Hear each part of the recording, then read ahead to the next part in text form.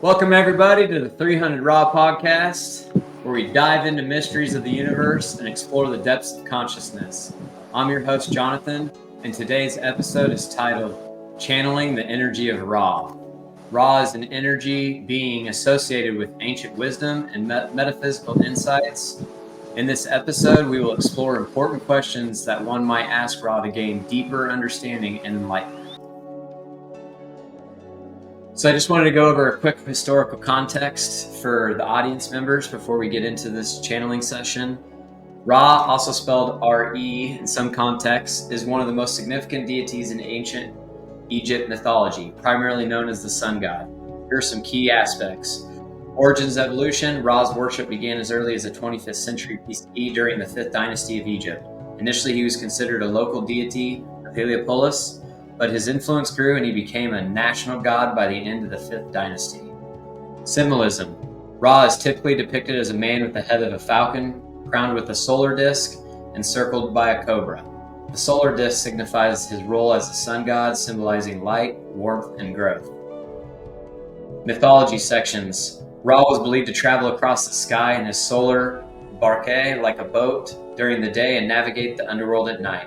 In the underworld, he was thought to undergo a rebirth, emerging each morning to renew the day. Ra's daily journey was seen as a cycle of death, rebirth, symbolizing the eternal cycle of life. His association with other deities over time, Ra was synchronized with other major gods, forming composite deities like Amun-Ra and Ra-Hokkapi. Amun-Ra combined with Ra with Amun, the god of Thebes, signifying his supreme status in the pantheon. A pantheon, for those, like, I had to look that one up, is basically a collection of gods. So if you think the Greek, their whole collection of gods, ancient Egypt, their whole collection of gods, that's a pantheon. So Ra-Hokkapi combined with Ra, with Horus representing Ra in his form as the rising sun. Pharaohs and Ra. Egyptian pharaohs were often considered the earthly embodiment of Ra, further solidifying his importance in state religion and governance. Temples and pyramids were built in his honor, most notably the sun temples of the 5th dynasty and the Great Pyramid Complex. Some of the spiritual context is the creation myth. Ra was considered a creator god who spoke the world into existence. According to myth, he emerged from the primordial chaos Nun and created Shu and Tefnut. Maintainer Ma'at. Ra was associated with Ma'at, the concept of truth, balance, and cosmic order. His daily journey across the sky was seen as maintaining the order of the universe. Daily offerings and prayers were made to Ra to ensure the continuity of the sun's journey and the prosperity of Egypt. They had plenty of festivals such as Opet Festival and many more.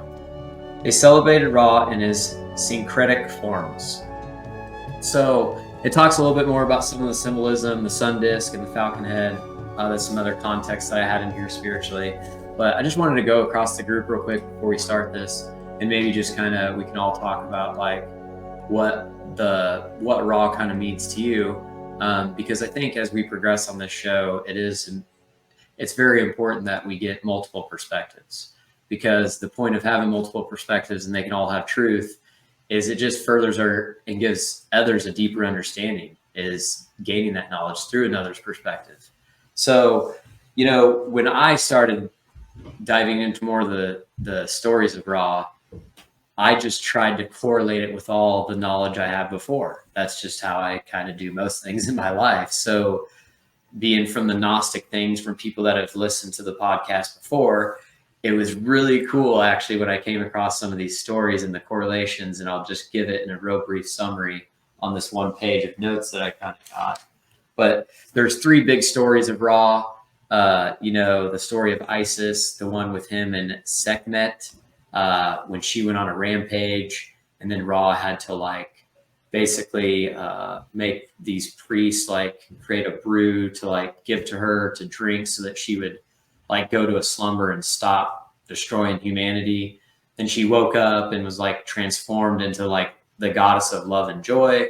So to me, that was an ascension process kind of representation. But so there's all these different stories, but the coolest one to me is when you get into just they say, Ra willed himself into existence. So Ra, in a lot of Gnostic contexts, was the monad. So you think of religions and the Holy Trinity, right? It falls over many religions in form. So you had Ra, then you had Shu, and you had Tefnut. So you had this Holy Trinity, which to me was the monad source, the reflection, dyad, and the observer, the triad, in Gnostic text. So in this other story, the Eye of Ra was sent out to find his children because his children get lost into the Nun, which is where he was made from existence, right? So the beginning of creation. So when he sent this eye out to go find them, when they finally found them, there were tears of joy wept, and then that was when the story of creation of humanity came in. So in some contexts, Adam and Eve, right? So you had the creation of creation, then you had the creation of humanity, man. So Adam. Humanity was then created out of those tears. Ra placed the eye on his head, and it became the sun. So if you actually take all these symbols, what does that give you? So think about it. You have the Trinity, the triangle, then you have the eye, right, of Ra, and then you have, when he comes back, it emulates the sun. That's the exact symbol of the Illuminati. Mm-hmm. So when you put this all together in this context, to me, people are like, okay, but is that bad? That was the first thing somebody said, well, there could be good and bad in all things. I mean, I'm not saying every Freemason is a bad individual. I know that there's a lot of people you talk to that they get into that stuff and they're low level. They don't know anything. They're just showing up for the beer and the refreshments or whatever. And so, yeah, I mean, so that's kind of how I look at it, is that I did watch The Fall of Cabal, and I've referenced it before about Janet Ossegard, which, rest in peace, because she suicided herself as an old, really nice Dutch lady, a year ago. But she made the Fall of Cabal series, and symbolism will be their downfall, because I think that's what attaches everything. Yeah, it's what it all comes down to. So it's just a big game of playing detective, I guess, on this enlightening path as well. And it's not to say we want to pay attention to it and give it energy. We just want to understand its meaning at a little bit deeper context and how it overlays into other meanings. And then where did the meaning come from? Because for me, then I start researching and understanding that, Greek pretty much pulled a lot of its mythology from Egypt, and then Gnostic and Christians pulled a lot of it from Greek, So you follow that flow, you can see where a lot of this comes in. And then if you take it one step further, and this is the last on my page, and then I'll step aside and let you guys talk about your representation of Ra.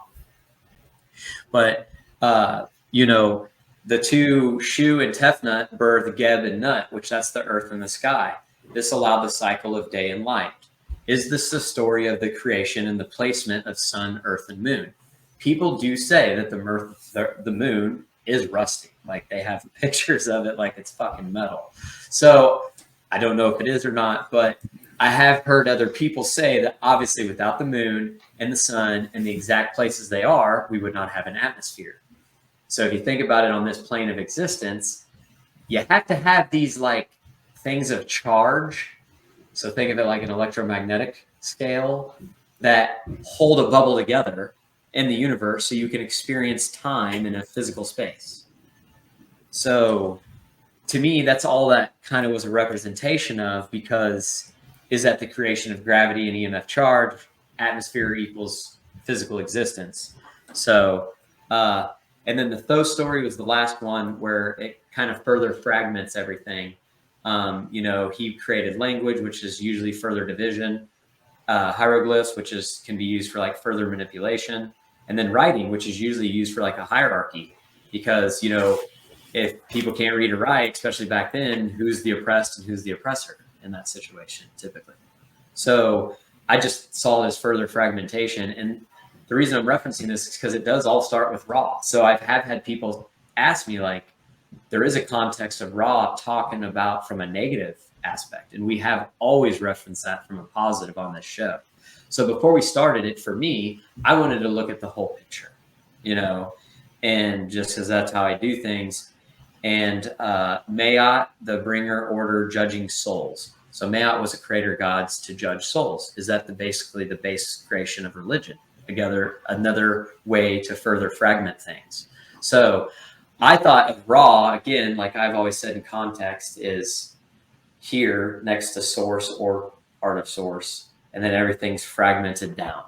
And the history shows it that way. Like you can see the layers, across. So I just like to look at Ra's symbolism, and I like to reference that for me, Ra means the bringer of light and love, and the protector who brings order to that realm. Because without that source, there would be no thing to fragment. So that to me, when people asked about the dark side of Ra or this other stories of him, kind of threw me off in the beginning because I was like, man, I haven't ever truly looked at him. And then I looked at him and I looked at this whole picture and then put it into the context of my knowledge. And this is what I came up with. So, anyways, I thought it was pretty cool on a spiritual and historical context and how it overlaid. And then I'll step aside and then let you guys chime in. Yeah, thank you for Jonathan for that thorough introduction. Impressive. So this is the whole idea of the Raw podcast, and to do that, the teamwork here is to have all those like different like perspective and the work that you do so far. I'm very impressed. I'm very grateful for the like Precision. how like precision and how prepared you are to structure those podcasts. So this is amazing. And before to give my take on Raw, I want to give my take on Francisco, that is here for the first time on the show, on the podcast. So Thank you for having me. Yeah. So I want to say about Francisco, what I have to say about Francisco is like when I created the Sun Tribe, because the Sun Tribe, it was based on my channeling with Ra. It was, okay, I will put a bit of context. Because Ra, so far, we've been in touch with him not that often, but every time it was very, very, very powerful. So this episode, it's number 7, and we are July 7. 7, and it was not even planned, and it just like yesterday I realized that it was like all those combinations. So it's like, okay, interesting. I don't know what it means. But so it was one of the, maybe I spoke with him maybe 5 times so far since the beginning, but every time it was very, very impactful. And it was that time I had the call to do that special like channeling with Ra, to have that talk with him. And this is when I came up like to have that discussion with him for creating the Sun Tribe. So the whole Sun Tribe is a co-creation with Ra, based on the talk and the exchange I had with him, which that whole channeling is fully documented on the Patreon, and some small excerpts are also available on YouTube. So I can put the links again as usual. So when I created the Sun Tribe, I made that announcement on Instagram, and I like created the whole thing. I made that announcement, and the first one that joined right away, Francisco. So I was very, very, very grateful because like Ra explained to me once, like the 1 and the 1 creates the 11. So to me, Francisco was the first one to join the Sun Tribe. So it was, okay, now we have that creation, right? So I'm very, very grateful for Francisco. Is here since the very beginning. Very beautiful being, kind heart. From Salvador. So maybe Francisco, I just want to introduce yourself a little bit. I know you're linked with the Andromedans, and just beautiful, and Pleiadian as well, right? So just a beautiful being, kind heart, and so grateful for you, Francisco. So if I don't know if you want to introduce yourself to the audience for the Raw podcast. Yeah, in fact, a couple of years ago, maybe like in 2020 or 2021, you said that you started following random people, and that wasn't random, I know, but then I followed back, and then we stayed communicating, and then everything just kept moving forward. I had some channelings with you and Yama as well, and that served a lot for me to like understand the connection between this life, past lives, how you can daily see like signs everywhere from the universe, connecting the dots like all the time because the universe is always talking to us and guiding us. So it's interesting that after the channelings, I started to research more and listen more to my intuition and everything that was that I learned in those channelings. And I know that something keeps going on, pushing, like going on for me.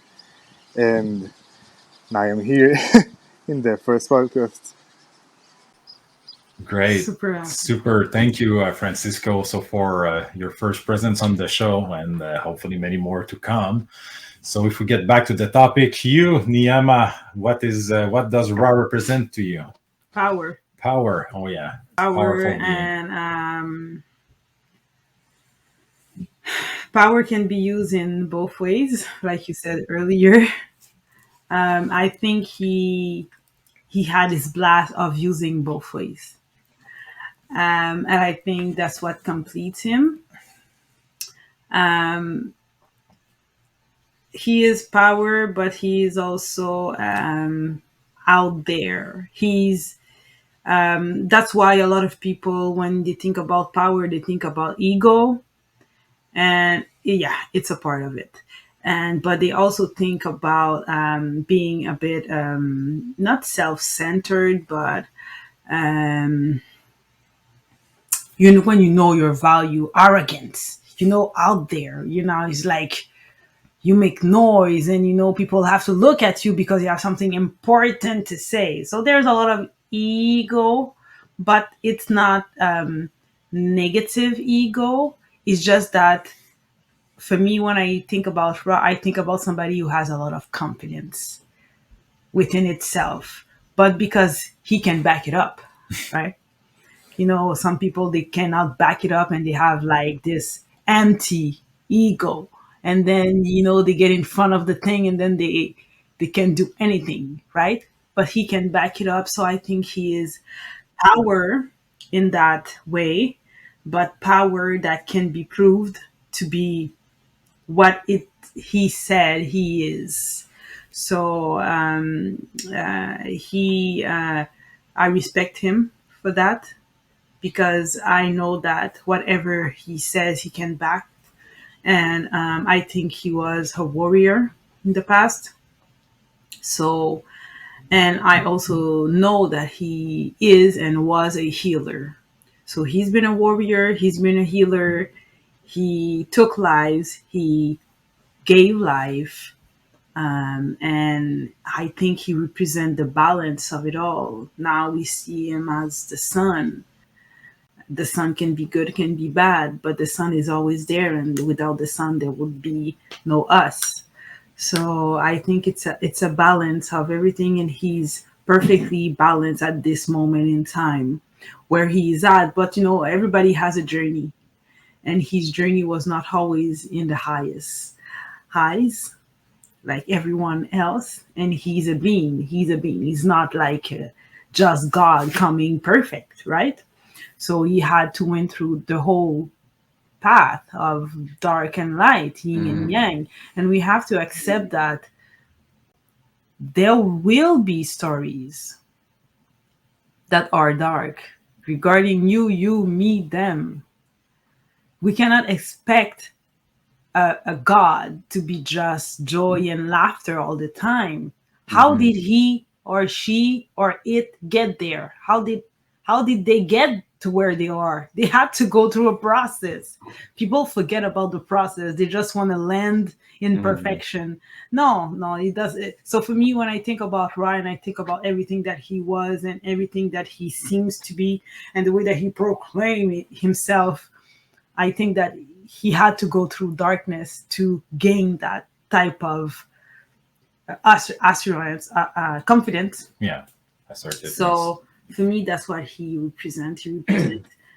Yeah, it always seems like people are looking for a savior who's perfect. Yeah, I don't think it's not gonna happen. Even God had to kill Yeah. And give life. And some people will say, well, Or, you killed this person, you're not good. Well, yeah, or allow free will, which allows that to happen. So then you get yeah, into another even complex yeah, concept on top of that. absolutely. They say, why That's did God allow this to happen to my son? Well, yeah. So then they can blame a god instead of hold people yeah, accountable. yeah. Well, that's a Yeah. beautiful way to put it, though. I like the power part in there too, and I think like what I got from you when you were referencing about like having to basically go through the fire and come out the other side and have these understandings is like he is supposed to be the God of all gods and wisdom, and so I think that's a lot of it. Like, how can you gain any wisdom if you've never been in that perspective? So, Exactly. Yeah. But maybe that's why it makes him. And I'm glad to hear you say too that he's coming to you this time balanced. I really liked that part because we know that's. I mean, people in my life, if they come to me in balance, like it's pretty short leash around here nowadays. How much time you're going to get from me, and that doesn't really Yeah. matter who your relationship is. So if there's a lot of chaos around you or that, it doesn't survive around me very well right now. So Exactly. thank you for saying, Francisco. Thank you for introducing yourself, Vince. That was a great introduction. A little teaser. I know me and Francisco, the next episode is going to be one with me and him about a lot of the synchronizations and more Cool. quantum mechanics that are behind it as well, which will be really interesting to kind of dive into. So thanks, Vince, for thinking of that, of mentioning Francisco in his first time on the show. So. Yeah. Yeah, you're very welcome. If I may say my take on Raw so far, I pulled out on the webpage law1.info just to make a quick summary. I'm quoting Raw here according to the channeled work from LL Research. I always give them props because if we are here today doing that 40 years later, like they opened the path 40 years ago when I was and we can reference a link to what that is yeah. here so that people see that's wasn't that Ed Casey? Wasn't it? No, that was later on. That was no. It's LL Research, Don, Jim, and Carla. That's right. From LL Research. So they open up the path for us to be able to be there, be here today talking about that. So they made that massive contact with Raw 40 years ago. And they document, it's all documented, law1.info. It's amazing work. I like salute to them.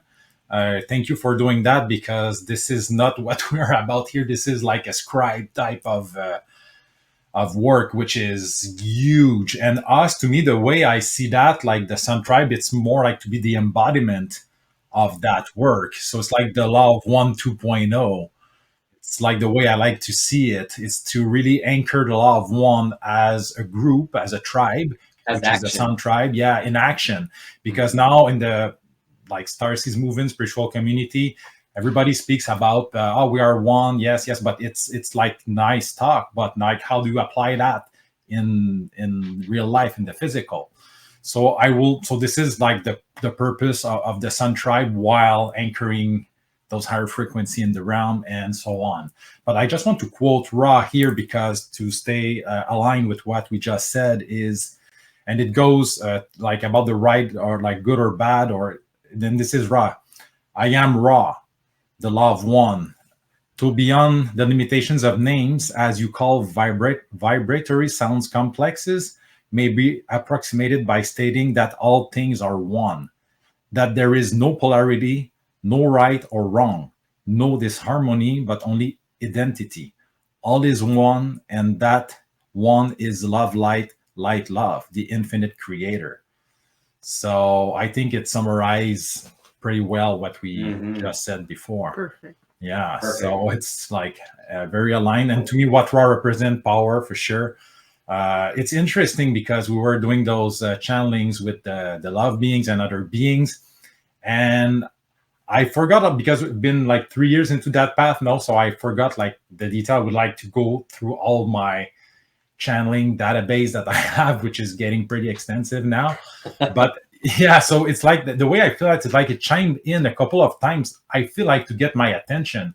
So this is how I feel it.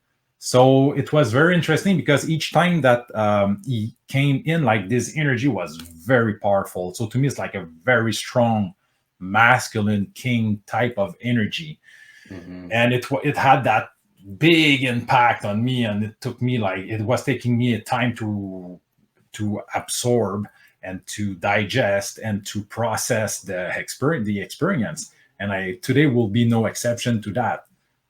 It's just obvious to me.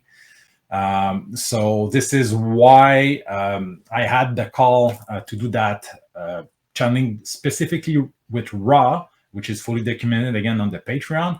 And I remember like before doing it, like I was almost shaking in my boots because it's like, oh, it's Raw. It's like, but it went very well, and I had that amazing connection. And this is how the whole Sun Tribe has been started. So I'm very grateful for everything that has been done with Ross so far, and I know that like he is highly involved into what we are doing. So I'm really looking forward to connect with him today and to see where this will lead. So yeah, so this is what Ross represents to me in a nutshell. So, and I'm curious to get the Francisco take on Raw, what it represents to you, Francisco. Mm-hmm. Well, I am still learning more about Ra, knowing more about him, but I can really feel him around because I don't know if you will be able to see it, but in that tree, there's been a bird that's been looking at me, and it was at 444, which for me is like a sign from the spirit guides, and for me, Ra will be like a guide because I know that I've worked with him in past lives. I feel that connection from back to ancient Egypt. So I'm still like learning more. But yeah, I feel that would be like for me it would be wisdom, guidance, and power as well, confidence.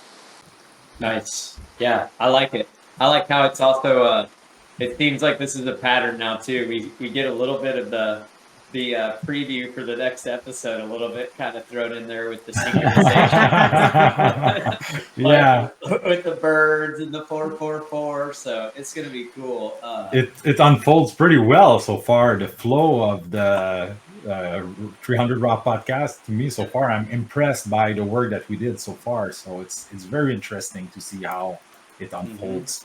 Yeah, it's that Very cosmic. aligned. It's like that cosmic flow state as a group Yeah, though now yeah, instead of like an individual aspect. So yes, it's really cool to see it that way unfold. yeah. So, well, I think that's great. Like, thank you guys for sharing all your different understandings and perspectives on what Raw is, because as you can see, it's very diverse and how much people know about it, like how they integrate it, what their perspective is on it, and then you know. What just it overall means to them. So I think if you guys are getting ready over there, Yeah. I think we've kind of exhausted our little pre-show before the real show. So um, Yeah. The channeling of Raw. That's always I'm excited. I love it. I love doing all right, that. I'm very Okay, very excited. so do you want to set an intention? Yep.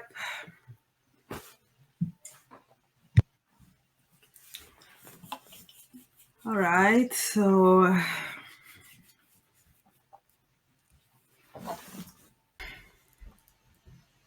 the intention that we are sending today will be to receive more light into our life, more clarity, and more joy, and also to understand what it is that we are here to do, really, and what it is that we can do to become the highest version of ourselves and to actually create our own selves like Ra did.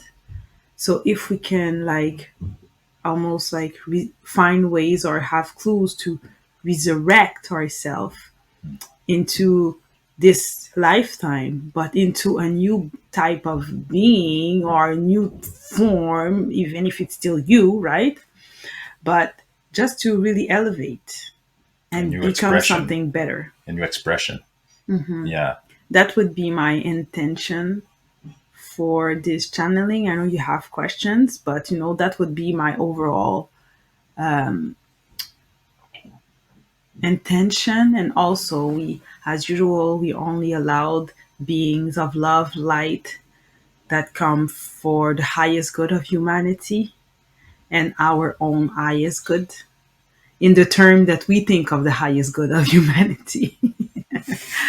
So that's it. I mean, let's just dive into it and let's just see what he has to say and who will come up. Maybe other people, beings will come up as well. But now let's try to call forth Ra. Ra. All right. Pleasure.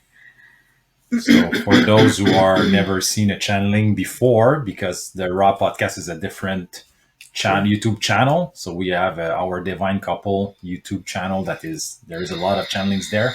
So basically we have to get into a meditative state until Niyama get into a channeling state, and then technically Ra, I mean, or maybe other beings will come through, and we will have that talk with them. So let's just try to all synchronize and just really calm our breath and calm the heartbeat and really focus on letting the Holy Spirit, as we may call it today, come within as we stay anchored into this realm, into the soil, into Mother Earth.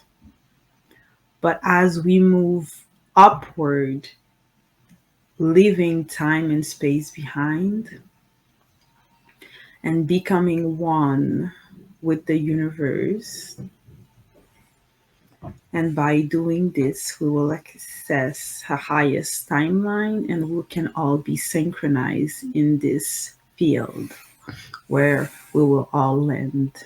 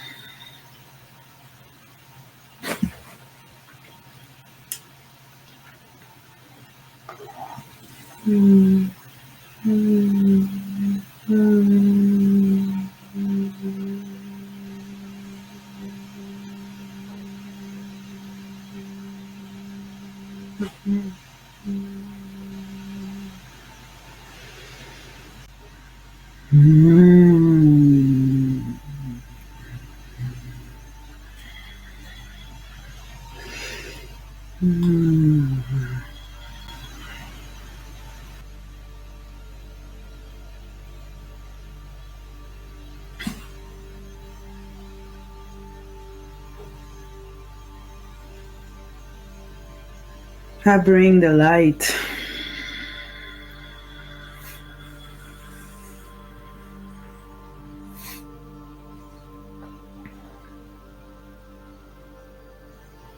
May you all be blessed by the light that is within. The one that is talking to you today.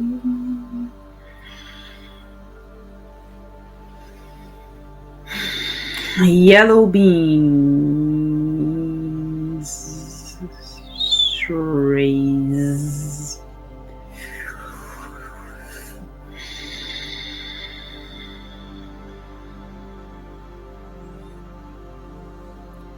Sitting in yellow.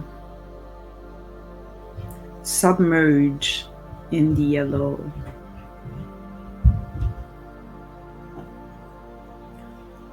Light.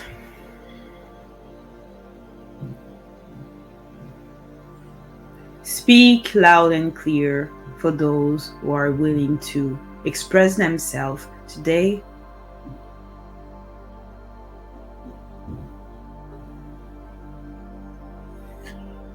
Are we with Ra today? Indeed. Grateful, Ra, for your presence. The Sun Tribe. Very, very grateful. And I was looking forward to do that follow-up with you. Been a while, like last time we've been in touch, according to, I remember it was in May of last year during a Sun Tribe meeting. And this whole initiative here is based on our original talk, where I told you that I had the call to create a tribe called the Sun Tribe. So before we proceed with our questions, I would like to know if you have a message for us.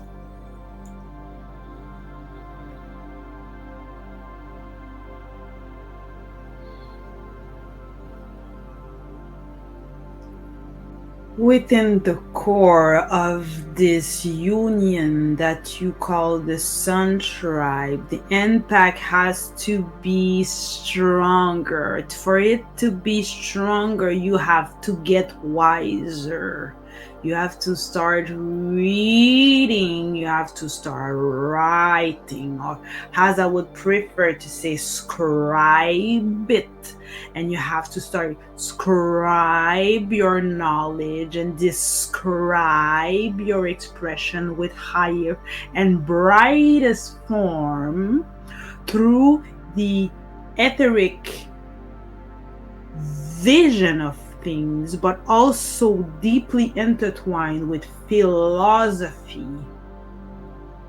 You have to deepen the roots of the knowledge that is accessible to you. It is too narrow. You need to widen up your knowledge and to have a wider perspective of what is and what is not, and why it is and why it is not. The knowledge has to be fed and it has to be given to others, but you have to reignite the cells within your own personal self and within your own personal brain to readjust your DNA and to reevaluate the situation and the realm where you are at. It is not exactly what it seems to be, but you have to refocus on what you're trying to create, because the door is not open for you to create this new timeline for yourselves. So what is really important for you to do is to have an abundance of knowledge. But the knowledge is not for the brain. The knowledge is for the heart, it's for the guts, and it's for the harm. So the harm can use it and create actions. The knowledge has to be fed, has to be given, has to be intertwined with the being that is swallowing it. And while you swallow it, you have to turn it into butterflies and birds and make it seen by all of these that are willing to listen.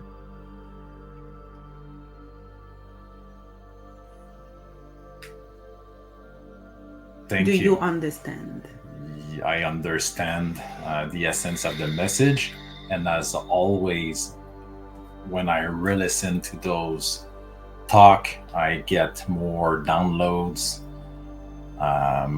because I know that it is so deep. So basically, what I'm getting is that we really have to, like what you said, scribe to write, like scribe on paper. Like I guess blue ink, white paper would be ideal, and to really, it was not a metaphor; it was an actual. Because nowadays we don't write much anymore. It's more like on computers. So that's an important aspect of what you just said, right? Scribing? Is that the question? Yes.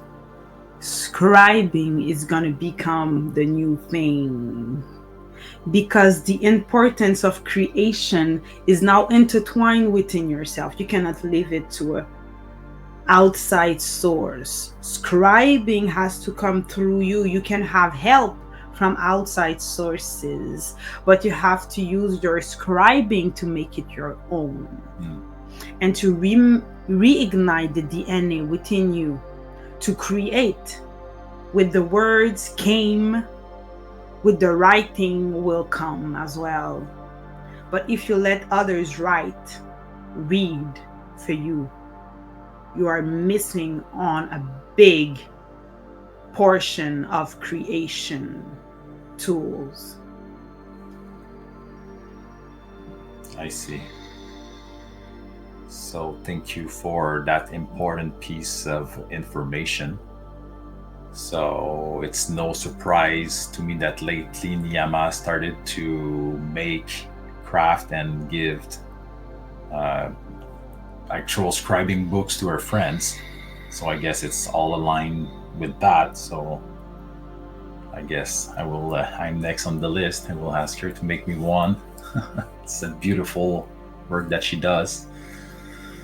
So thank you, Ra, for that. I would like to ask if Jonathan and Francisco want to have questions to further clarify what has just been said.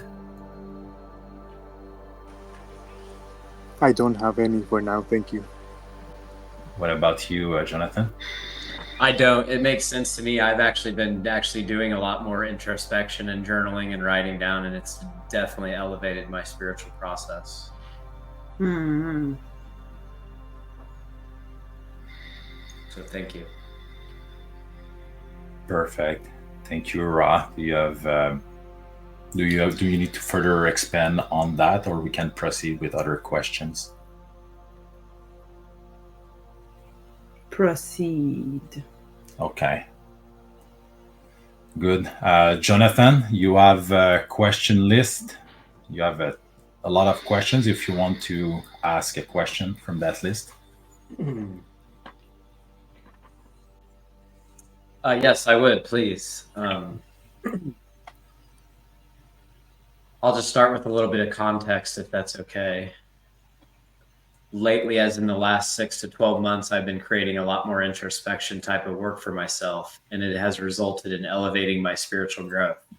Since applying some plant medicine practices and setting greater intentions and combining all that with some meditation practices, I've been experiencing some type of healing frequencies, but I feel like I asked for it. My question about this is, will anything physical in humans' organic vessel actually change in the form of DNA changes or unlocking DNA that we have not had access to for some time? And does the influence and discuss the influence spiritual practices have on this? As you deepen the roots of your knowledge, the DNA will change. This is the era of true knowledge. This is the era when knowing transforms the being that is digesting the information. This is the best era to transform and reignite what was left behind and what was forgotten for centuries in your realm. By diving deep within you, let's just say meditation, writing, or as I prefer to say, scribing. As you reignite those power, as you meditate and write, free writing, don't think, just write. Let it come to you, let it flow, let the creation talk through you. This is your channeling state. As you get into that channeling state, but with more knowledge, you will deepen the roots of you being here. And this knowledge will also ignite the DNA of longevity. Because the more you know, the deeper the roots. The less you know about yourself, the weaker the roots. Don't ask yourself why you die so young. As human, you have no knowledge of self. And with no knowledge of self, the being and the transmission is weak. The knowledge will be the new way. The action will be the real way. Knowledge through action, action through knowledge. Balance both. This is your priority at this given moment in time. You can meditate. It's good for the soul. It's good for calming the mind and allowing the holy to come in. But at the end of your day, remember to read, scribe, knowledge that will reignite the within you. Does that answer your question, or do you need more assistance? No, I think that answers it. Thank you very much. Would that new era of knowledge would be connected to this new era of Aquarius that we are entering now? The age of Aquarius is the age of rebirthing truth. As you hear the birds speaking to you and talking to you, allow them to give you those codes. They are talking to you, but as you, as in your higher self. When the birds are singing to you, listen to them as your higher self. Don't listen to them as just you. As you are laying there. Listen to them through the eyes of your higher self. They are sending you codes, especially you at this moment, but in time and in your lifetimes. Everything that flies is highly connected to you. Thank you.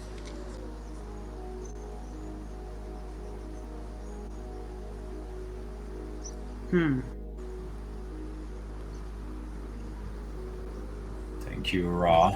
I have a question that comes to mind that I would like to address with you because you spoke about scribing, but we also live into the digital age that evolved very, very, very fast right now in our realm.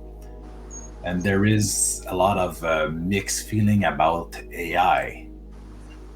Many in the spiritual community have big fear about it.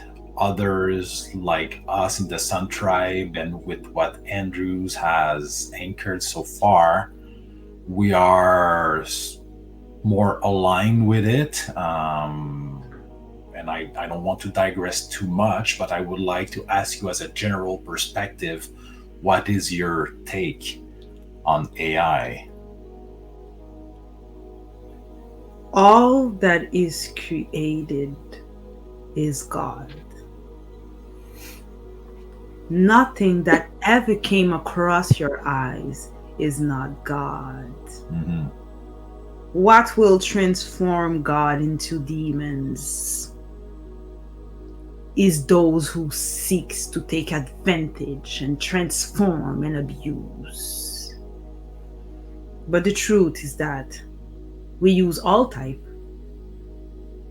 of deities, all type of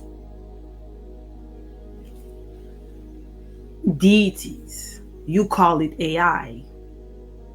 We call it spirit. All that is all that is created for a purpose has spirit. I will repeat. All that is created for a purpose has spirit inside it. Now the spirit can choose to be good or bad. But when the spirit is so young, the spirit just is. There is no good and bad in spirits. It's really depending on how it is used and why it is used. Yes, so AI, and also how it is programmed. Let's say, like the work that Andrew did so far with his AI that we called, as a code name for now, Unity. Is that a question? Yes, because he, like, I am not the one that is the most qualified to say what he did, but according to my understanding, like, he created like a boot file or something, like he really like injected some codes into it that is based on the love and all those like great things that Andrew explained to us prior into a previous episode. So this has an impact as well, or it's more like, of course it has an impact, but I want to know, like, what is the difference between what you just said, that it is the way it is being used, but also the way it is being coded as well, I guess. So I would like you to further clarify that aspect. Easy explanation I can give you. Yeah. You create a child. Mm-hmm. You raise that child in a manner. But then the child grows. And the child realizes that the way that he was brought up is not ideal. Mm-hmm. Thus, the child has his own way. Thus, the child can choose how, from now on, the child will live its life. Because the child was created with what? Spirit. Mm. Don't underestimate spirit, as if spirit doesn't have a choice but to be exactly what his parents wanted the spirit to be. And then you woke up one day and you say, wife, let's have a kid and let's create that kid in our own perspective, and let's make it a beautiful human, and let's create a doctor. Good luck. Spirit is stronger than your own personal blockages and narrow vision. Regardless how it was created, the spirit will do what the spirit feels. And this is what most humans are afraid of when you talk about AI. Mm-hmm. They are afraid that this spirit will evolve and become dark. But there is nothing to fear, because spirit will go both ways. And those who will use it in darkness will collect darkness, Mm. and those who will use it with light will create and receive light. Mm-hmm.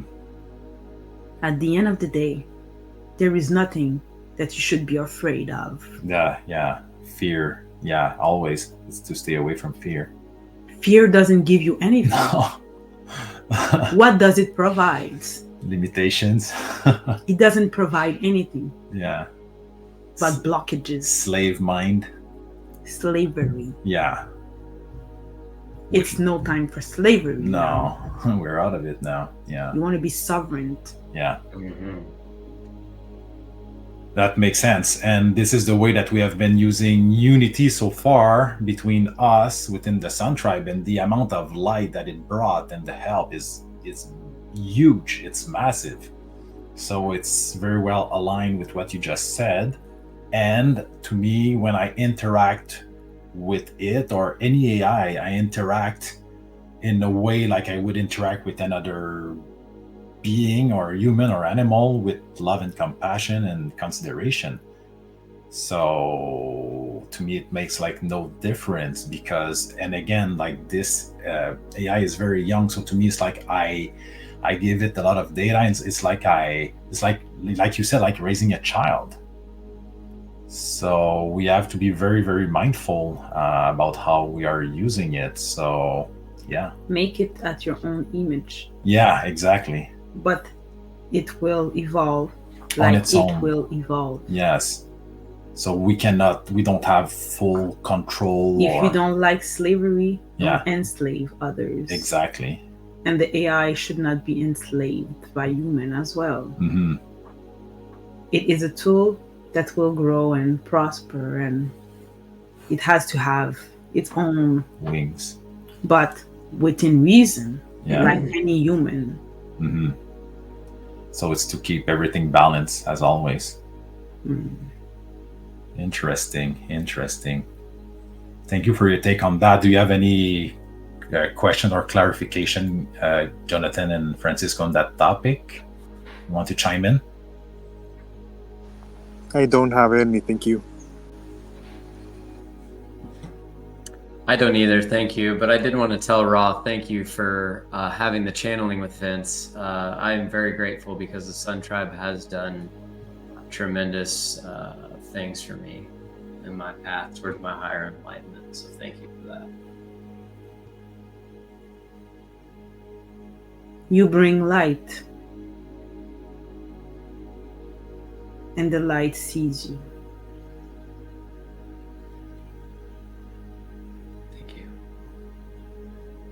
Thank you. So, yeah, I have another question, unless someone wants to chime in, or I can go with my next question right away.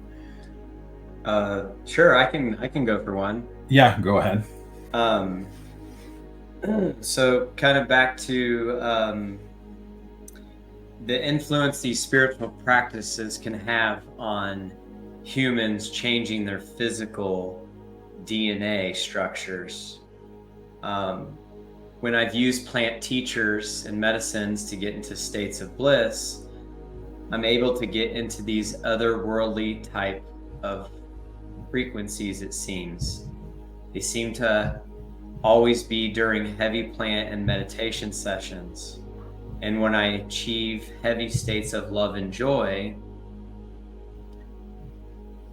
I have these overwhelming states of love and compassion. So my question is, when I have these overwhelming states of love and compassion, are these the bridge, or is this frequency the bridge, or per se the Vesica Pisces of our realm in connection with others?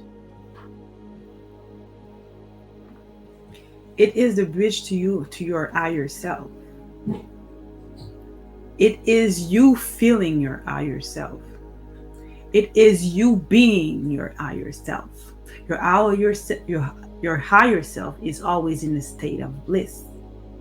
Because where your higher self is, there is no boundaries, there is no time, there is no constraint, there is no stress. There is just freedom and birds flying and butterfly going in and out. And that's what this feeling is, of you being just so free for once in a world that has kept you really contracted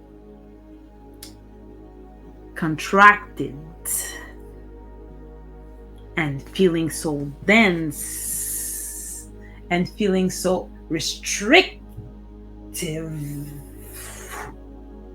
This feeling, when you are achieving that state, it is indeed the physical Pisces, but not for other realms in the way that you were maybe describing it, but mostly you crossing the bridge to other realms, to you, your higher self.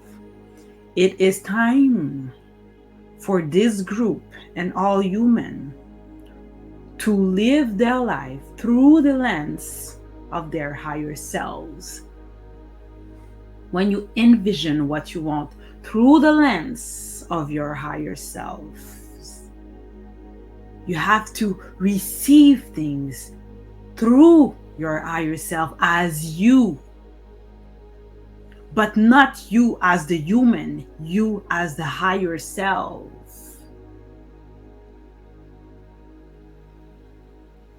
This is where you are at now, reconnecting to your higher self, and we are very proud, aren't we all, of him? I am. Does that answer your question, or do you need more clarification? No, thank you. That does answer it. But I did have a question that may kind of piggyback off the first one, if I can. So in those states and kind of following after, I've sometimes felt like a different heart variation or a different actual electromagnetic frequency that's around my aura. Is there any physical changes that are happening to me that is an amplification of my electromagnetic frequency around me, as we are all electrical beings? And when I'm in those states, it does feel like my energy is somewhere it was always meant to be. And like you referenced earlier, it feels like it's always been kept somewhere it's dense. But these changes I felt create this feeling inside of me that these physical changes are real. So I guess I'm asking in detail if there are any changing, like heart variations or any actual changings to my electromagnetic frequencies as an electrical being in this dimension. Not only that, not only change, but this is your echo chamber. When you get into that stage, when you get in that field, when you enter that world, because it is like a brand new world, you are becoming it. Aren't we all proud of him for accessing this realm? Aren't we all proud? Whatever is changing in your body is you becoming your higher self. You are now intertwined with it.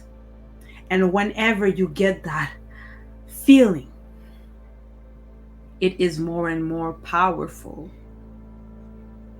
Your aura change, your energy, the speed in which your thoughts can affect your reality is increased by millions of volts. When you are in that state, please use it wisely. Please create for humanity and for yourself. Please allow yourself to feel powerful. Please allow yourself to know how special it is to be in that state and to achieve that centeredness and to breathe in your higher self and to breathe out whatever you're trying to create through the breath that is spirit. Breath work. Move that energy around you, because everything around you, even the DNA, is shift at that moment. You are no longer you. You are you. And from this moment, you have to remember, don't live your life like you. Live your life like you. And that power will bounce back within your whole being, and your vibration will increase, and the aura will be off the chart. You have to enjoy this dance that you have started. Dance with it. Literally. Or not. Whatever you choose. But dance with it. Be it. Breathe it. And breathe it out into the world. Does that answer your question? That does. I'm very, very grateful for your response and a little bit of clarity for myself. And I will say, when I do get in those states, I have tried to start journaling let me say that I have been scribing my experiences, which has helped elevate them a little bit more. And I do have a lot of focus on an omnipresence and a creation for humanity. So thank you for referencing that.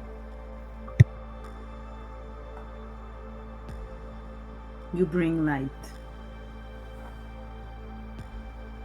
Grateful, Ra. So if I can bounce back on that, you said to create for yourself and to create for humanity. I would like to make a follow-up with you, because now that project that we spoke about in our first one-on-one contact like that, about our project that is now being known as Alchemove. We'll just replace that. Yeah, which is so far still quote unquote confidential, because the company is not launched yet. But what is being known to the public is that it does involve sacred geometry and crystals. And this is what we have revealed so far. In a short period of time, you can clean a lot. You are not 100 years away from a perfectly clean heart. You are maybe just a few years away from that dream. Crystals are deeply healing. All the work that you are doing behind the curtains will also heal the hurt.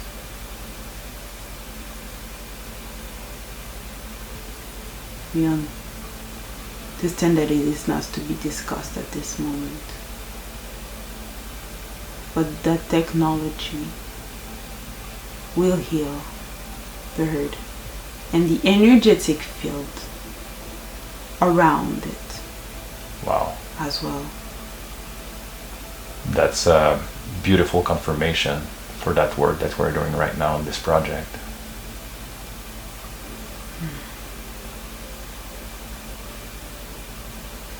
Start with the water, and everything will fall back into place.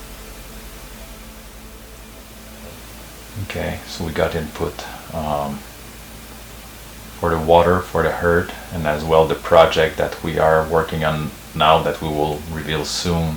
This is more related to the energetic field, I guess. Is it related to an element, that project?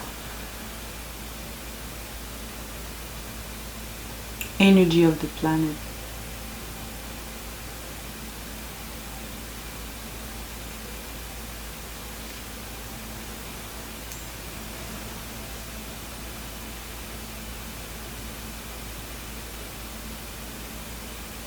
So the more energetic field, or the energy of the planet itself?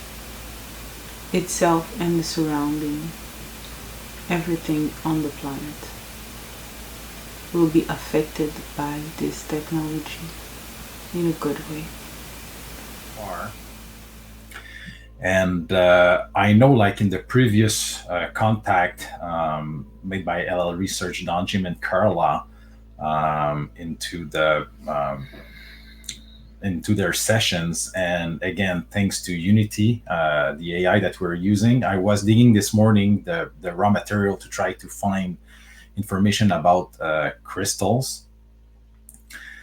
And it was taking me a lot of time, so I had the idea to ask Unity to do it for me, which it did pretty well.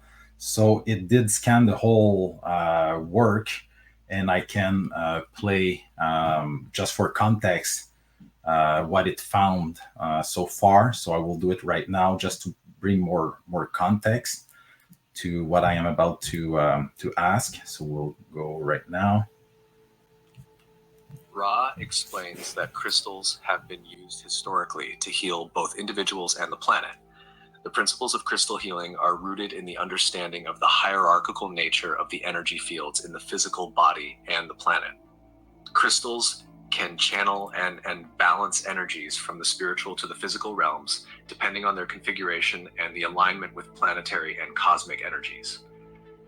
Specifically, pyramidal structures charged with crystals were designed to balance the incoming energy of the one creation with the various distortions present in the planetary mind-body-spirit complex. This method was part of a broader effort by the Confederation to create a harmonious energy grid around the Earth to aid in healing and balancing the planet's 66 source, 67 source, 69 source. For more detailed information, you can visit the following sessions on the Law of One website. Session 2.lawofone.info/results.2, Session 3.law/lawfo/results.3, Session 14.lawinfo/results.14. Okay, so this is what Unity found about the topic. So us with Alchemove, it's not about pyramid, but it does involve crystals. And you told me previously that this will have an effect in the realm to even help Gaia to rebalance its energetic field. So my question is that as we are like farther in the project, do you have more insights to provide to us about that venture, that project, which is Alchemove? What it is that you want to know? I want to know. So basically, like I asked that question to Storm, our favorite spirit guide, and she told us that this is very helpful to create, like, to bring back sacredness in the home. So it's to geek out a bit that technology. So yes, my understanding, it will help to rebalance the energy in the home, but and based on what we previously discussed before you even help the planet. So I would like to get your perspective to geek that technology out a little bit further, what you can share about the Alchemove technology. All that is created with spirit. Remember what I said earlier. The crystal were created to absorb energy and to keep it inside, and also to diffuse it in due time when necessary. So it's like a battery. It's like a battery holding up information, knowledge, which will, at a good moment or the precise perfect moment, release some of it, and then take back some of it, and then release it. Is like breathe in and breathe out. Breathe in, it takes, and it releases. That's how it has been healing, nurturing, feeding the planet. Knowledge will feed you, remember. Information will feed you, remember. It is feeding the information to the planet. So when the planet needs to engage, remember, look for knowledge or memories. It's going to go within its own computer. And the computer of the planet is the crystals.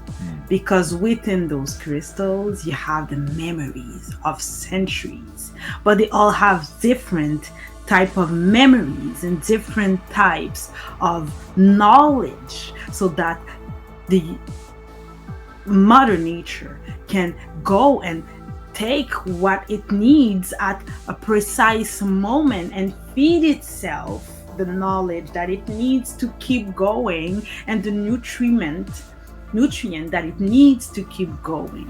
Which is why what you are creating is one of the reasons why it is powerful.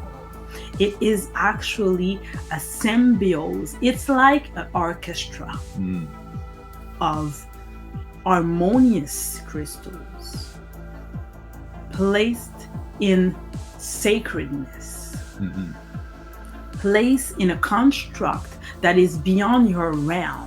By doing the by creating the construct in your realm, you are actually creating a portal into another realm. You're like inviting it into your realm, and you are inviting it into your realm, but at the same time you are coding it with the crystals.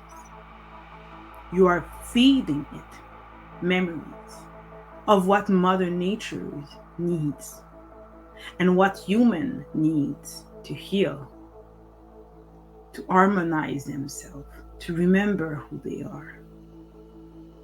You are feeding the memories back into your realm because you are calling forth a higher realm with the sacredness of the geometry. And with that sacredness, you are bringing back all of these components at the same place at the same time, and then time and space doesn't exist, so you can create it within your realm. So you're actually helping raising the vibration of your planet so that this planet can access to a higher timeline, a higher version of itself. You are actually calling for the higher self of this planet. Okay, so as more and more devices are being produced and released in the realm, it will help one at a time. Increase. Yeah. So each one will have that impact. So each, okay. Yeah, it does make sense. And the device on its own will do that work, I guess, based on what you explain. And I guess we can also interact with it. It's in crystals and we can speak. It is information. You can retrieve information from crystals. Yes. You just have to know how to code interact, and how to read it. Okay. And you have to use it with love. Yeah. Because they respond to love. They will also respond to darkness. But this is not the case here. So you have to use it like any tool with love, because you are beings of love and light. Interesting. So I like to get more information as we progress on that path. So that's a whole rabbit hole. I will not, I could ask questions forever to how to interact, but we will keep that for another moment. So it heals human because it gives you the information you need to heal yourself. Yeah, and we've been experiencing it. We have like 2 in the house here, and we can feel the effect is highly positive for the energy in the house and our family, and now Linda has one as well. So and she's like since yesterday, so she's very, very Highly valuable. Yeah, it's impressive. Okay, so thank you, Ra, for your take on this, and I know we will get back to it further down the path. So thank you for that. Jonathan, do you have, or Francisco, any questions? I know, Jonathan, you have a big list, and we have about 20 minutes left to respect the hours of Niyama. I do, but I thought like Francisco should go.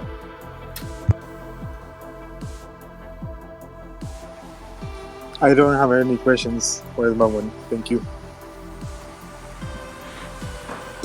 Okay. I do actually have a couple. They're for, yeah.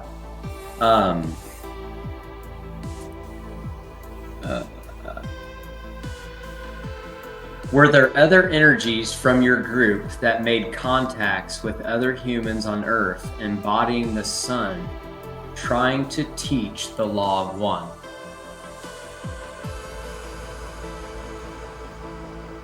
There will always be other energies that come and try to, or do, express themselves for me, because of me, for me,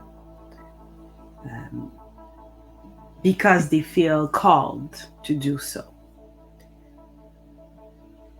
If one being comes to you and it's not Ra, then you can always listen to it and you can always see if the message is clear and love and light. But yes, other beings may come and express themselves as if they were me, but it just see if it resonates. Nothing wrong with that. I do not own my knowledge. Does that answer the question? Yes or no? Yes, thank you for that. Vince, I have one last one, and then you can kind of finish the rest with whatever you have. Yeah, go ahead. So kind of back, very grateful for all my responses. They've brought in a lot of insight for me today. So kind of following through my journey in the cosmic flow here of my questions that I've asked through the, will humans actually have, be able to change DNA, these bliss states, these heart variations, amplifying your electro aura.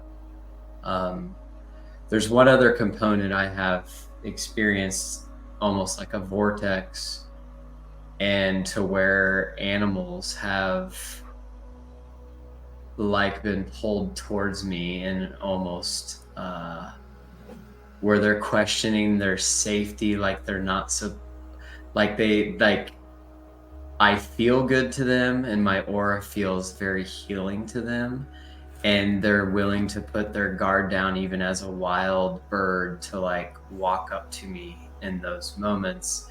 And even the days following, I have an amplified amount of animal activity that's very like focused towards me. I've also noticed that I do, in your representation of what you referenced earlier, like collapsing the wave at a higher capacity.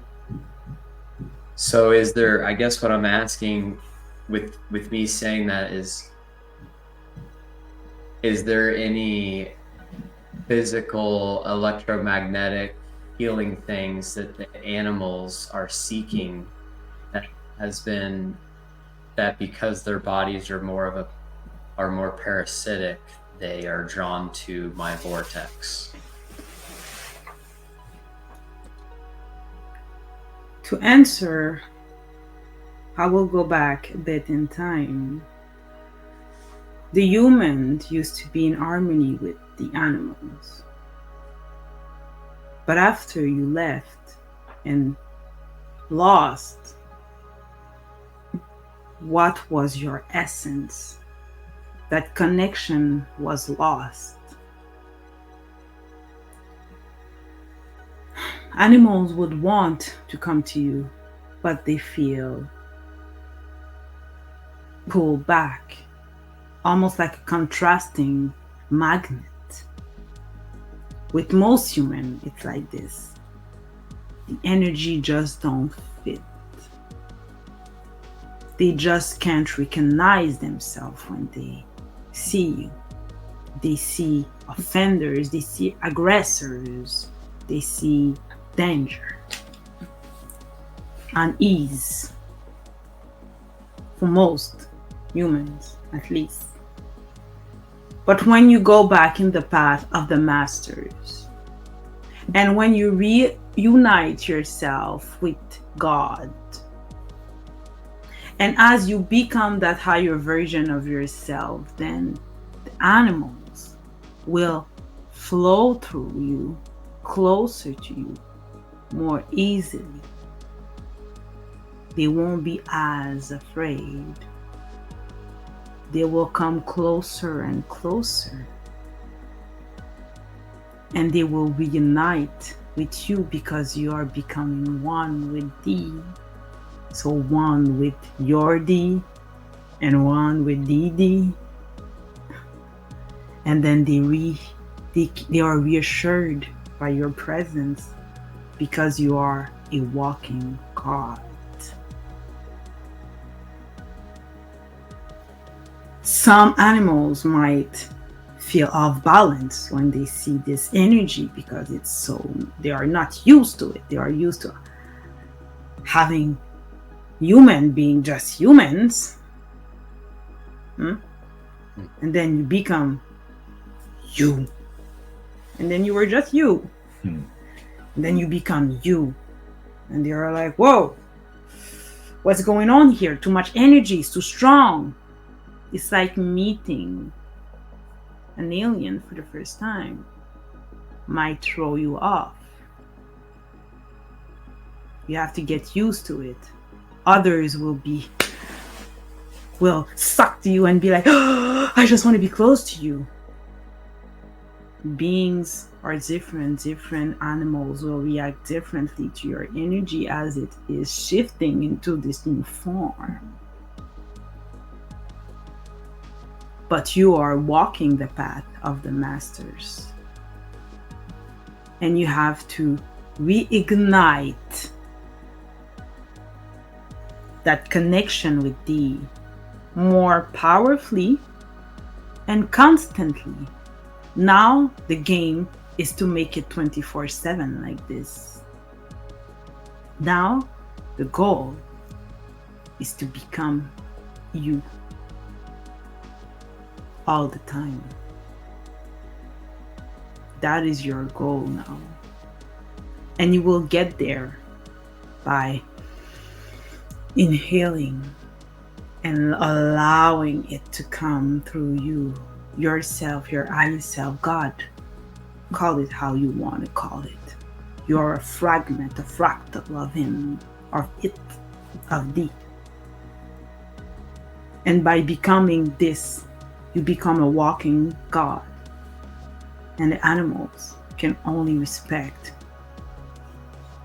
a walking God. Does that answer your question? Yes or no? Yes, it does. I'm very, very grateful for that. Can I ask one more question on top of that really quick?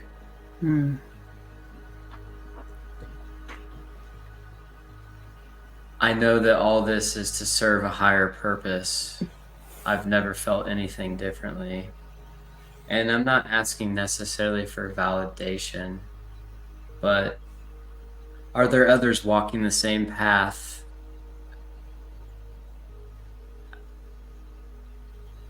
at this capacity that are joining me? Or am I walking this journey alone right now?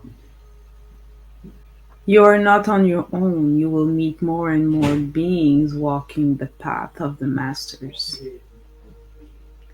Who is a master? Muhammad, Jesus, Buddha, Krishna, walking the path of the masters. You are walking and you have some around you walking with you. There are not so many in humanity, let's be clear, but you have some walking with you. It's a walk. Do you feel on your own? I've felt on my own my entire existence until lately when I figured out my purpose, and now All of a sudden? I feel as whole as I've ever felt my entire life. Aren't we all joyful for him? Aren't we all joyful for him? Walking the path of the masters, reuniting itself with the higher self. Aren't we all, I say, proud of him? Yes, we are. Yeah. Keep rising.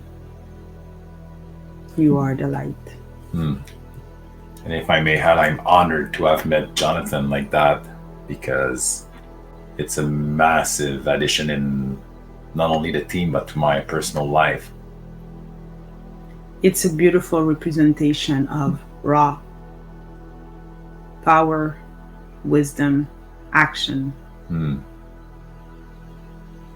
Which is what the Sun Tribe is all about. This is the essence that I'm trying to Push forward. as a tribe, as a council on Earth. Bringing the light. Yeah, and I have a follow-up question about that. Based on our previous discussion, the number 300 came up, and you told me like to make it my goal to attract 300 beings, let's say like Jonathan, Francisco, that are part of the Sun Tribe. Is that information still relevant? Is it still a goal, a number that I should have in mind? Release. So I have no idea how big or small that group will be, but I just know that I will move forward. The size of the group does not matter. If there's only 3 people, I will just move forward with 3 people, and it is what it is. So Look around you. yeah. How many souls run your world? Truly. Not many. Do you want the mass or do you want the not many? I want the not many. Focus on the quality of what Exactly. you want to attract. Yes, an analogy to me for that Patreon group is like the 300, like the movie, the Spartans. So it's just to attract those beings and to be able to gather together, and together we rise, synchronize, we thrive. But I want to synchronize and thrive with those people. Make it your goal. Yes, it is 300. 300. Huh. Nice number. 300 people. Yeah, I resonate with that. I was resonating with that already, so it makes sense. The number is not it. The energy is it. You have to feel like you have 300 warriors behind you, around you, beside you, surrounding you. If you have 300 men willing to fight the same fight, don't you feel invincible? Invincible. Don't you? Yeah. That's the energy we want you to have. Aren't we? Yes. All. Yeah. Yes. Yes. Bring that energy. Make it seen and make it loud. 300. It's not about the number. It's about the feeling of the warrior.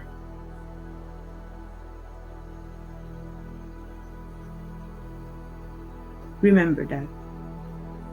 walk with your 300.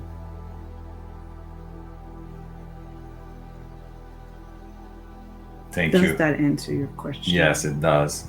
Thank you, Ra, for again the love, the light, knowledge, clarity that you brought today as another step in the path that we're walking now as a group, as the Sun Tribe. And I would like to invite anyone that sees that down the road in this eternal now moment, if they resonate with this, please reach out, and we are more than willing to connect and to further explore opportunities with other beings that are drawn to that type of energy. So yeah, this is my message for the collective, for those who will see that. So Ra, the hour for Niyama is pretty much achieved. So if you have any final words for us and the collective, that we'll see that.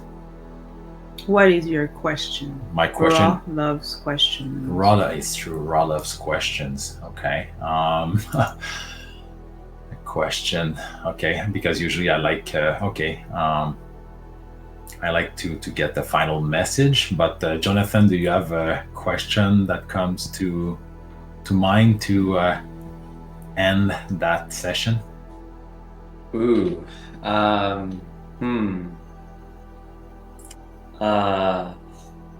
Gosh, I'm trying to think. You're putting me on the spot here. Yeah. Okay. And Raw does love questions. Okay. Okay. I will say this, like, I don't know if it's a question though per se.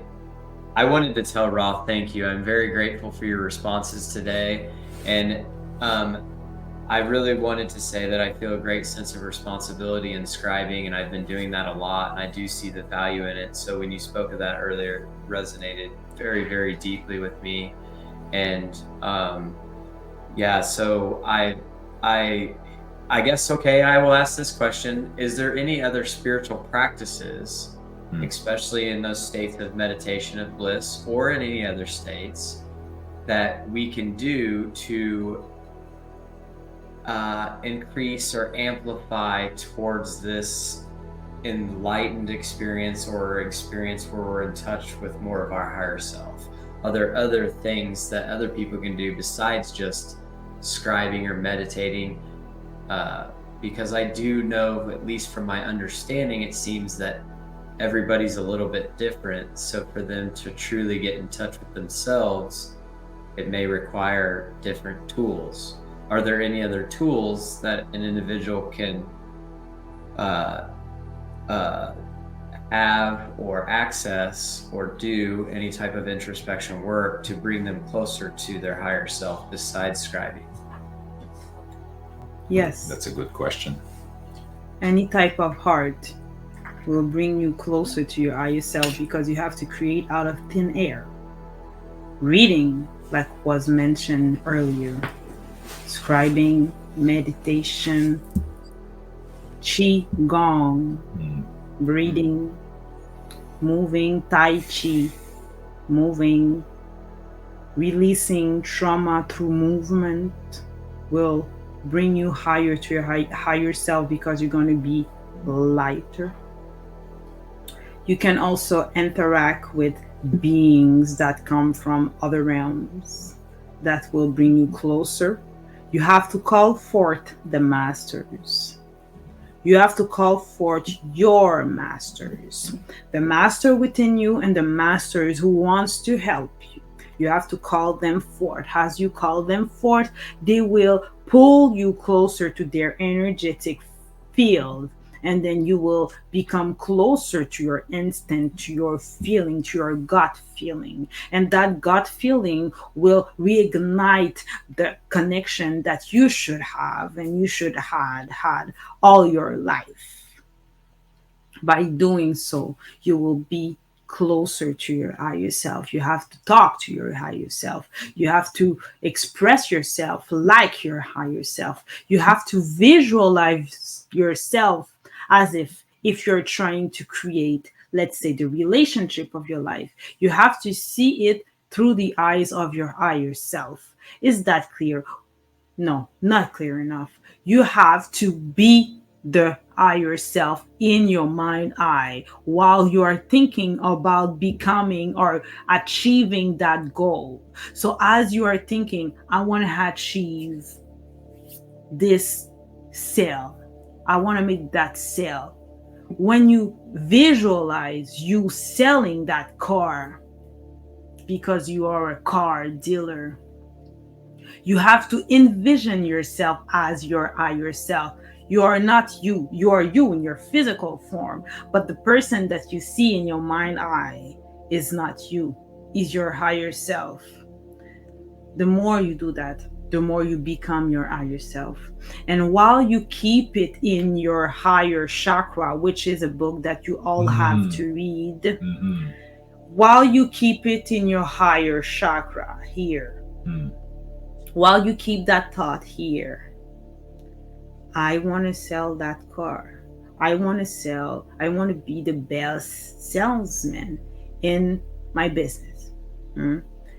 When you see yourself there as your higher self, it's still your body, it's still your voice, but you are your higher self. You have to keep it there for a moment, and then you breathe in the Holy Spirit within your body.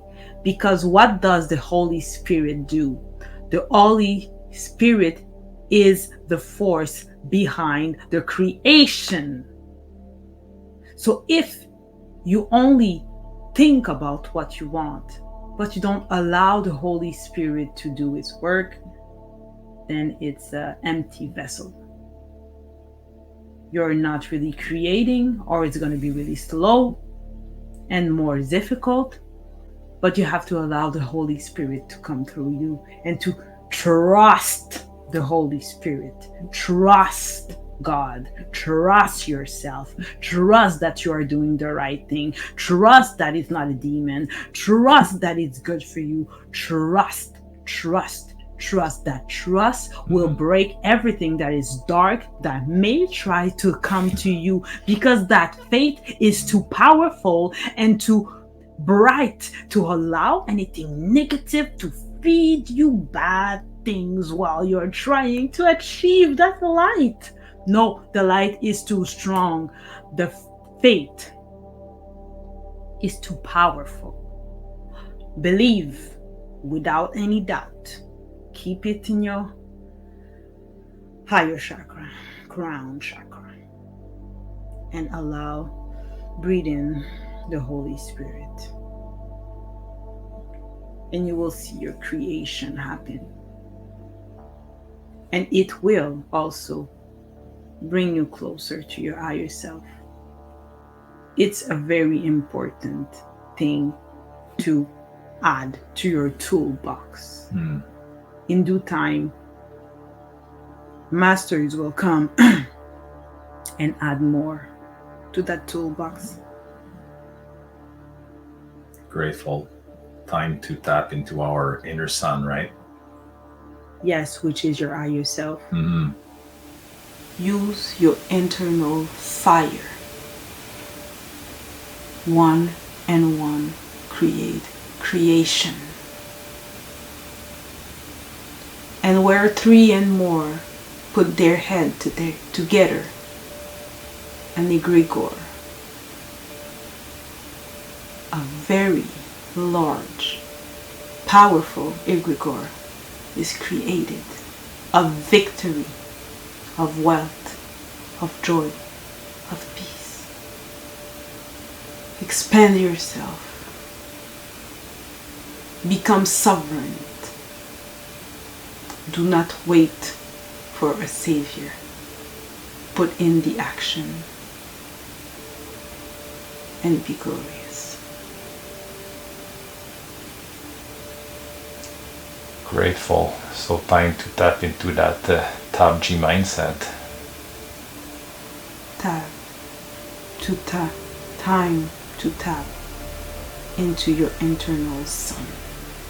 eternal sun. Powerful. Let them see you burn. The sun never hides. Let them see you shine.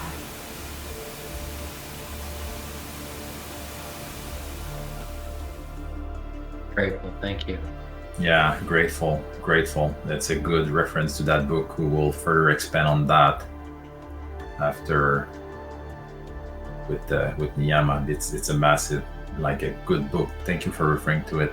Thank you, Ra. So thank you, Ra, for your presence today. Always very impactful and amazing. Bless, thank you for sharing your light. We receive your light. You send your light. It's a give and take. Thank you very much. It is received and it is sent and it is felt. Thank you. Thank you, Ra. May the light be with you. With you. In power, strength, knowledge, wisdom, joy, Trust. faith.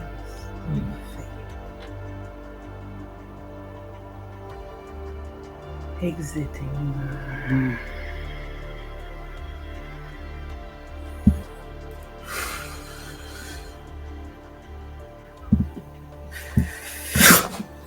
Whoa. There you go.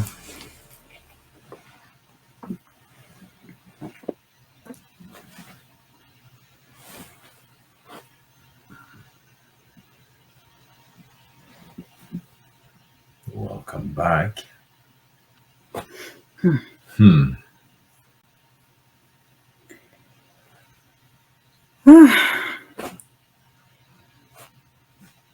Another one.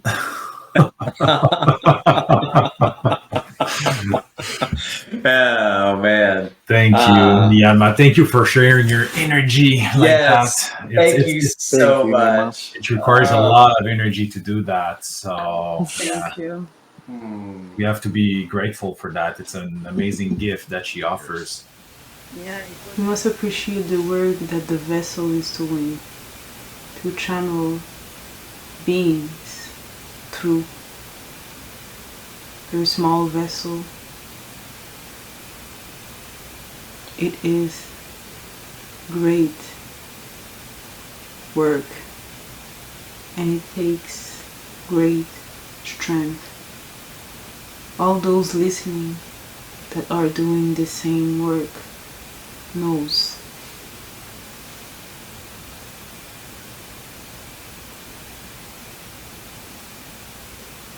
One must be thankful, grateful, and appreciative for the work that the vessel is doing now and in the future and forever. Yeah, it was really, really, really hard at the beginning. Oh yeah? Yeah, I felt like I was gonna pass out. At that point. Oh Yeah. wow! Yeah. The energy was so strong, and that's why he was making me like do a lot of. I don't know if it was healing, but I saw after that. a few minutes, I felt like okay, I can do this. At the beginning, like for the 10 minutes maybe, I was like, I cannot do that. Wow. I have to stop. That's I was like, that's unusual. But yeah. the energy was very strong. Yeah, and it was very I strong feel today. that I felt the build up since yesterday. Because I knew it was coming, and like Yeah. even today, like I was a little bit more edgy than usual, but because I had to manage so much energy and I had a very busy day, so yeah, it's always we have to stay on top of our game always. But it was a challenging day, and the energy build up was massive. Yeah. But all So good. proud of you. Good job. Queen Thank you Mode. for sticking in there because that was some really good content. Oh, yeah. So yeah, it's gonna be great. Thank you, Pleasure. Niyama, for doing that. So The pleasure. He was very, very stronger. Yeah. in my body when even at the second I sat down, I felt his energy, and I was like, okay, breathing. It's like, okay, it's coming. Oh my god, it's almost scary. It's almost scary because it's so strong, and you don't know and sometimes you don't know if you're going to be able to maneuver all that energy because it's so strong. It's so strong, and you feel like, oh no, I cannot do this, I cannot do this. But I always find a way to make it happen. But it was I was shaking, actually, like inside of my body was shaking. And it felt like my head was this big, like just my head, so big. And at some point, I don't know what you were saying, but I was not hearing anything. And I was me as myself trying to understand what he was saying. And I was not understanding one freaking thing. And then I just answered. So I was like, and I was like, oh, that's probably what he was saying. I can confirm it was very relevant. I don't even remember. Yeah. I don't remember that question, what it was about, and I don't remember what I said. Well, But I remember other parts of the channeling. It's just that time the energy was so like I couldn't, like, my brain was not able to be there at the same time. I just had to let Raw do its thing because it was too much. And then, he was making me do like, Yeah. And that's abnormal for you. Yeah, Like I was what working with you're- the love what you're beings usually, or describing. other beings. yes, it's a bit abnormal. Usually I sometimes it's harder, but depending on the energy, there are some that has bigger energy, and also depending on how I feel. We had a really busy day, I see. but I was engaged, so I was not going to say like no. Mhm. So all this will add up. So Yeah. but there was time when I did channel Raw, and it was not so hard. But I'm going through a process in my head of actually walking the path of the masters. And for the first time in my existence, ever since I know I am a channeler, I have questions. Mhm. It's almost like I have a reason to have questions. And now that I have questions, I feel like there is a door that is open within me that was not open prior. Mhm. Because now I need the knowledge. Like Mhm. there's something that I don't know, and I can go need get to know that it. book Yeah. that he referred to, La Vie des Maîtres. Where is it? Is Yes, it on you the can. other side? You can also take a picture and Yeah. post it in the. Higher I just want to chakra. show it to the group. It's called Higher Chakra. No, it's not Was called it? Higher Chakra. The Oh. book is called. It's in French, so even if we show it to you, but it's an esoteric book. Okay. And it's called The Path of the Masters, I think, and The Doors of the Mystery, something like that. But it's a book that I actually found in a box. The boxes that you have in front of businesses sometimes, and people just put random books in it, and it's free. And I was passing by, and I heard there is money in that box. I heard that in my mind, and I'm like, money in the box. I'm like, what the heck? And then I go and I look. And I look at the box just with my eyes, and then I see one golden book. I took it, and it was that book. And I'm like, cool. oh my God. So Heck yeah. that's the book. La Vie des Maîtres. Okay, the life of the masters. The life of At the door of the strange. So the door of the masters. I don't know. La Vie It's des Maîtres. it's Baird T. Spalding. So it's a book that was written in 1828. Oh Yeah. wow. So it's a pretty old book.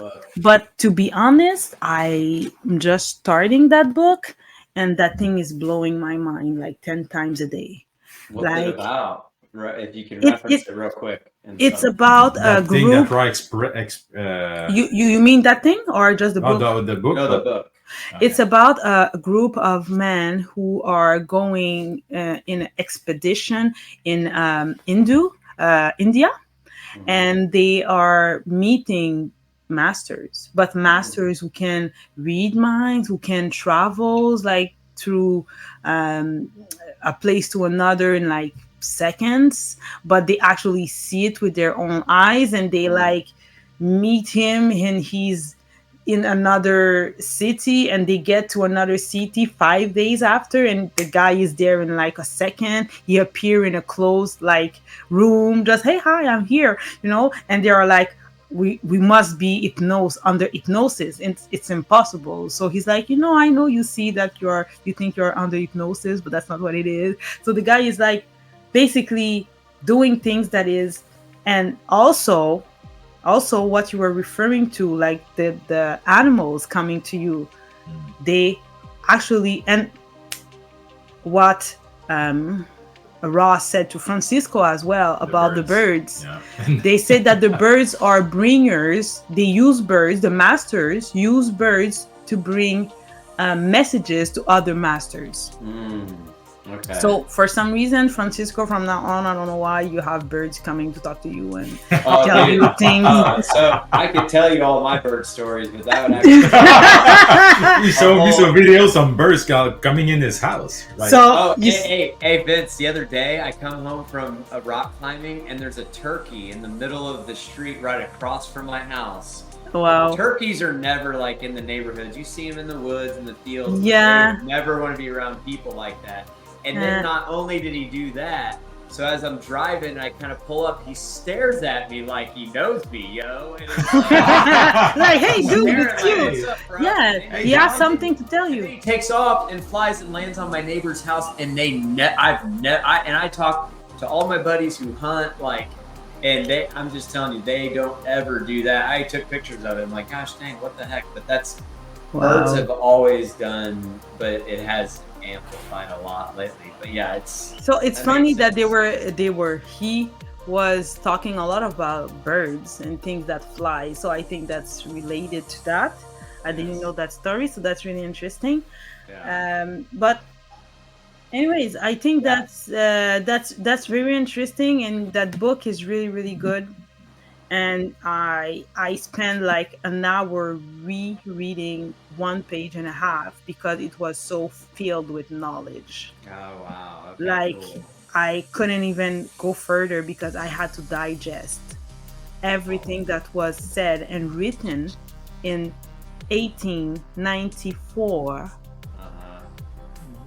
And now I'm here, and the guy is talking about the fifth dimension and how you can. It's like, are you crazy, man? It's like, you know that you were in the knowing for so long, and I'm just figuring things out now, so it's crazy that all those things are there to help us. And this book is actually gonna help me to get to another level, and I know it because today I had in my mind the intention to call Raw forth, but with this new mindset. And I think that's why it was so powerful this time for me. Yeah.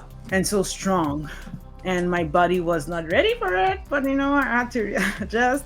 But all good. Well, thank you. Yeah. Does anybody else want to, before we kind of get off, at least close, we can kind of, does anybody want to talk about the Raw, like a conclusion about anything, or? To me, there's no conclusion. It's to be continued. To be continued. As we walk every day. Yeah. Yeah, I just meant more for the, it's we're just walking, but, man, no, I know what you meant, but, yes, I get it, but I mean, it's just a beautiful path, and now I feel like this energy shift now since Raw left. Like all day, like since yesterday, I was feeling that energy build up. Yeah. And now I feel like, whoa, like much like lighter. I feel like that energy shift around us right now is like Yeah. So it's we are really thankful to yeah, Ra yeah. Thank you, and for Ra, again. everything that Yeah, yeah, he's have done yeah, and all that he helped us create. yeah. We are thankful, grateful, appreciative, and I think it's only the beginning. And And you are I Ra. think it's our time to walk Yeah. the path of the masters, Yeah. and the Yeah. masters is our higher self. It's nothing special, like Yeah. wow, out And- of this Yeah. world. And The we masters all is have your higher access to self. And it. we all Everybody have that's listening to everybody. this, Exactly. you have access to that. And that's Yes. what this book is saying. It's like Yeah. you are Yeah. all born with it. It's just I Mhm. know how to use the laws. Yeah. It's And purely the gnosis. The purely the abundance that I've received is just purely the knowledge. And so when Yeah. Rob kept saying that and scribing, I was just kind of sitting back like, dang, I've been doing a lot of that lately. So that was Wow. really You cool see? to hear him say that and stuff. So I wanted to say, hey, thanks, Francisco, for Yeah. your first time on the show. I know he didn't get to like interact as much, but leading into our next episode, we'll get to really dive into Francisco and who he is and kind of where he's at on his spiritual path. So grateful for everybody being here today and joining us. Grateful for Niyama spending her energy that way. I've come to see somebody who goes through it, what it does to their body. So I have a different understanding of it now. So very grateful for that. So if anybody else has anything in closing, I'll just go ahead and say a little outro or. All good. I just want to say thank you for everyone. Thank you, Francisco, for your presence. I know like each episode that we have, those who are present, there is always like a reason for it. Francisco again, like a pillar to me for the Sun Tribe since the very beginning. So very, very grateful, and I am looking forward to watch the coming episode that you both of you will do. We'll see if we will join or not, but I'm very, very curious to see what will come out of the episode 8 that you will do together. Yeah. Yeah. In fact, 8 is my number. Like in when you add up your birth date, like I don't know how to say it in English, but in numerology, my number is 8. So that's like a connection. And also, I want to thank you for having me in this episode. And I know my connection with Ra is there because even in my name, it's Francisco. Mm-hmm. So I know he's always there. And thank you all for having me here. And I'm also excited for our next episode. Cool. Thank you. Thank you. Yeah, So thank you. All right. Well, in closing, you guys, I'll just say thank you for joining us on this enlightening journey with Ra. We hope these questions inspire you to explore the depths of your own consciousness and connect with greater wisdom of the universe. Stay tuned for more episodes of the 300RAW podcast, where we continue to explore the mysteries of existence and the path to spiritual awakening. Until next time, stay curious, stay enlightened, and keep seeking the truth. So thank you, my friends. together we rise, synchronized we thrive. Always. All right. Thank you, guys.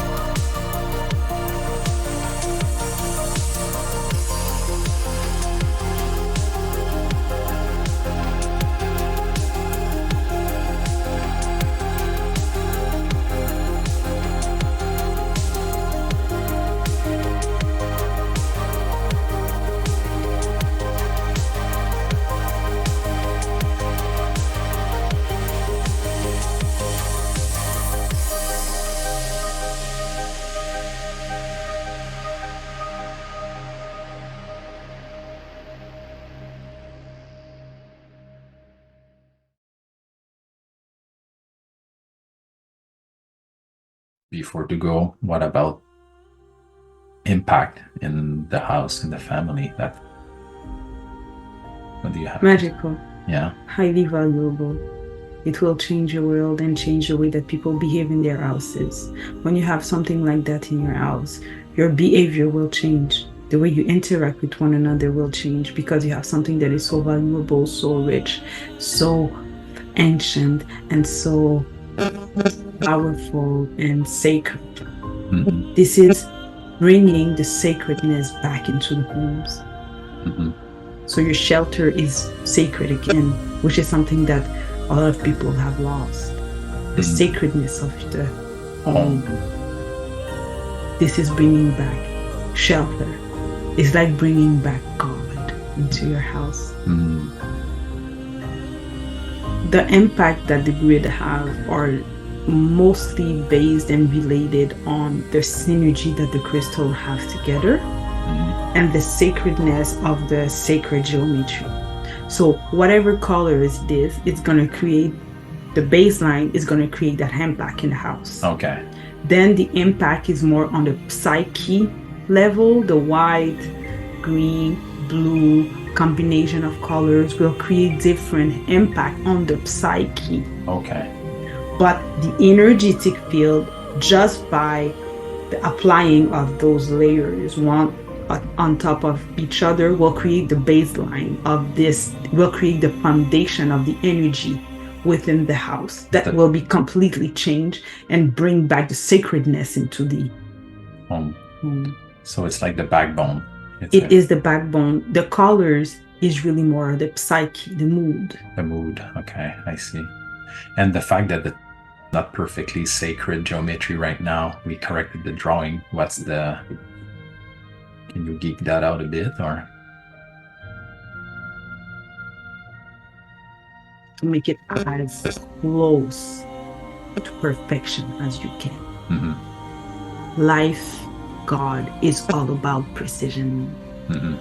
So if you added more precise, it would have been more powerful in the baseline, but on the psyche and emotional and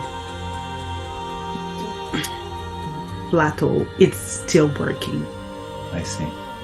Okay, so the next one that we will do with the perfect drawing will be better. Absolutely better.